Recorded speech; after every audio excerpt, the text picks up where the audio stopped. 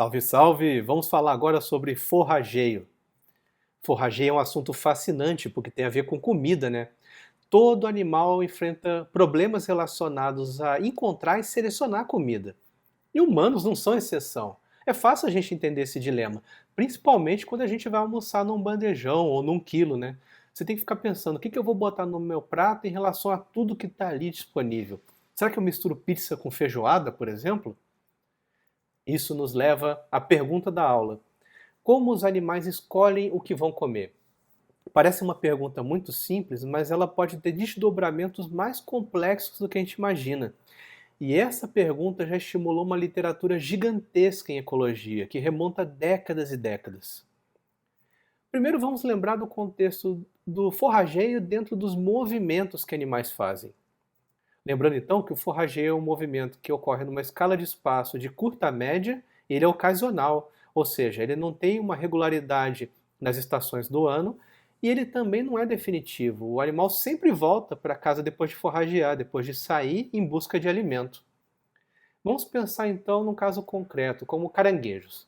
Muitos caranguejos curtem comer mexilhões. E quem não curte, né? Mas como é que um caranguejo decide qual é o mexilhão da vez? Eu vou comer primeiro esse e não esse daqui, ou eu vou comer mais desse e menos desse daqui. O ponto é que algumas presas são mais rentáveis do que outras.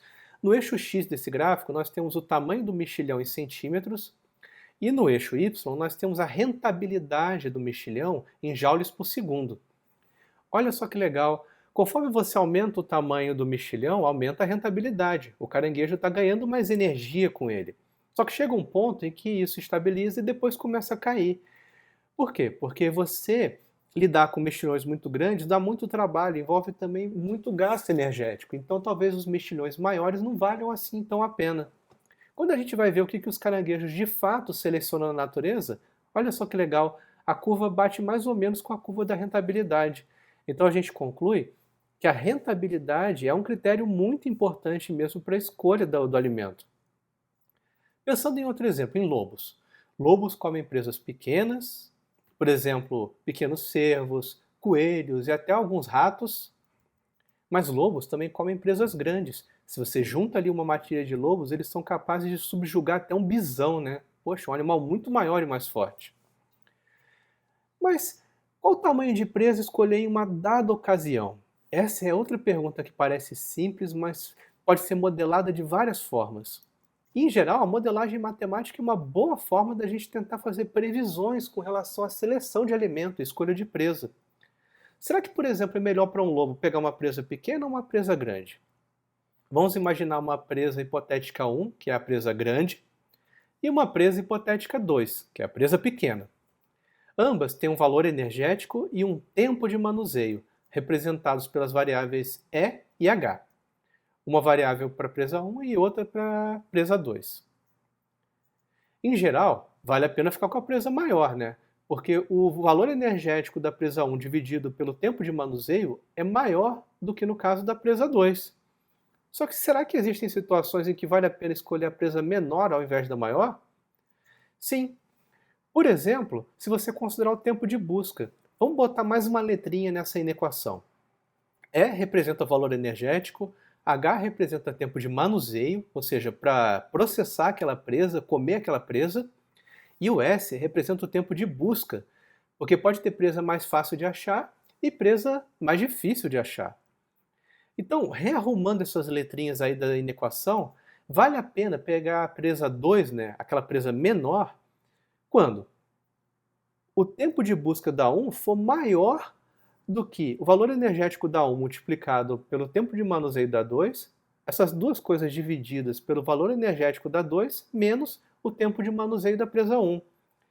Ou seja, se demorar muito para você encontrar a presa 1, talvez valha a pena comer a presa 2. A presa maior nem sempre é a melhor escolha, depende também de quão fácil achar essa presa maior, depende da disponibilidade de cada tipo de presa.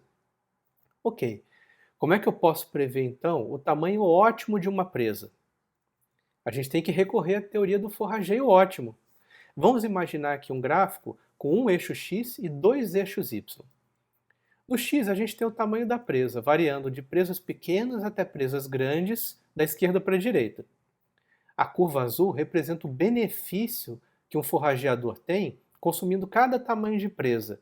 Isso pode ser operacionalizado em termos de ganho energético, por exemplo.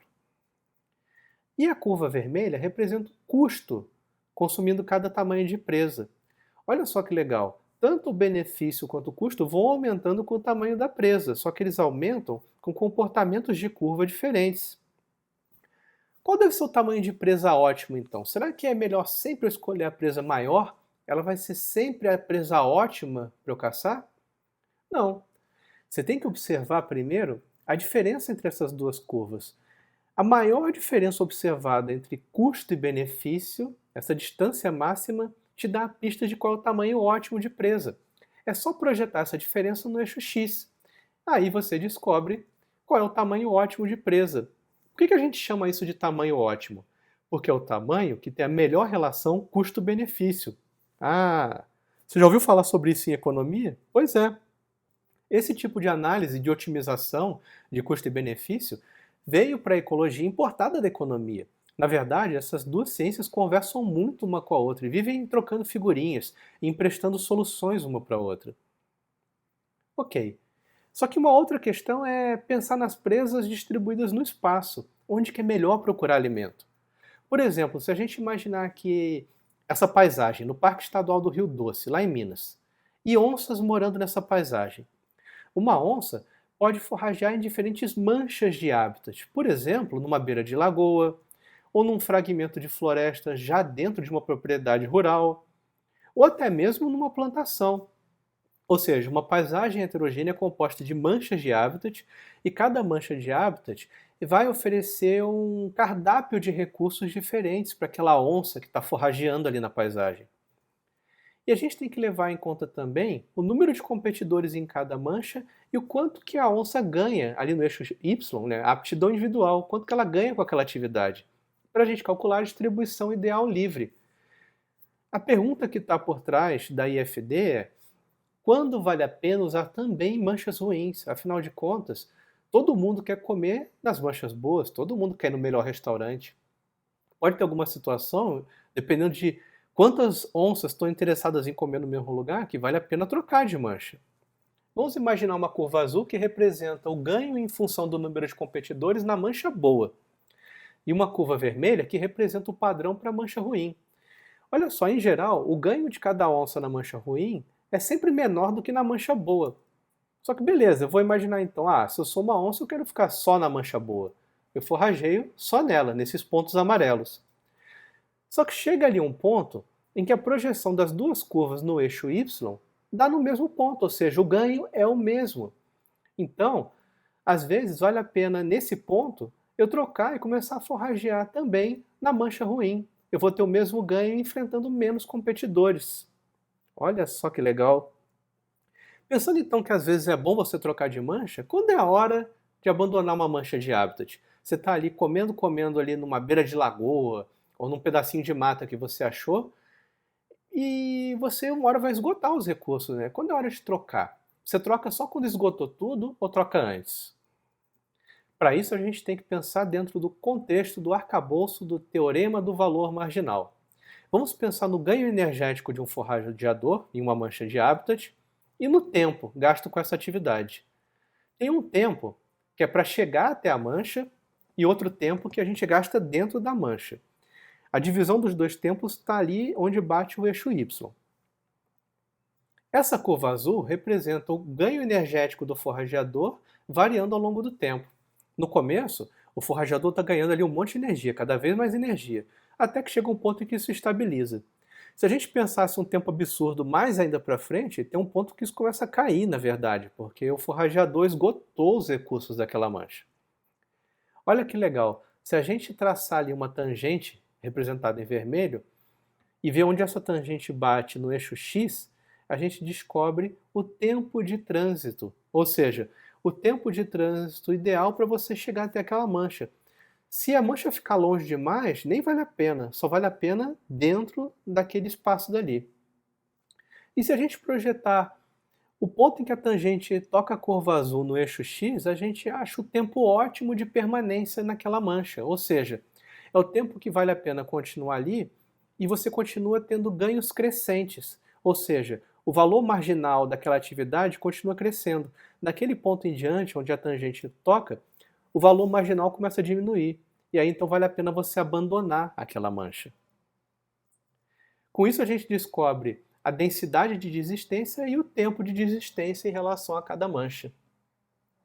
Aí a gente pode pensar dentro desse contexto, né, de forrageio ótimo, de seleção de presa, de valor marginal, tempo de desistência, né, quando trocar de mancha ou não, como é que os lobos decidem qual presa caçar? Se os lobos podem comer então presas pequenas e presas grandes, como é que eles vão tomar essa decisão em função desse monte de parâmetros que podem ser usados para otimizar uma atividade de forrageio? Qual é a moral da história? Do que eu gostaria que você se lembrasse depois dessa aula? Bom, primeiro, que o forrageio é um movimento em busca de alimento. Além disso, várias decisões precisam ser tomadas no forrageio e modelos econômicos nos ajudam a entender essas decisões. Nem sempre o alimento com maior valor energético é escolhido pelo consumidor. Da mesma forma, nem sempre a presa maior é a melhor escolha. Às vezes vale a pena buscar alimento também em locais poucos rentáveis ou até se alimentar de presas menores. E um forrageador deve saber a hora de abandonar uma fonte de recursos.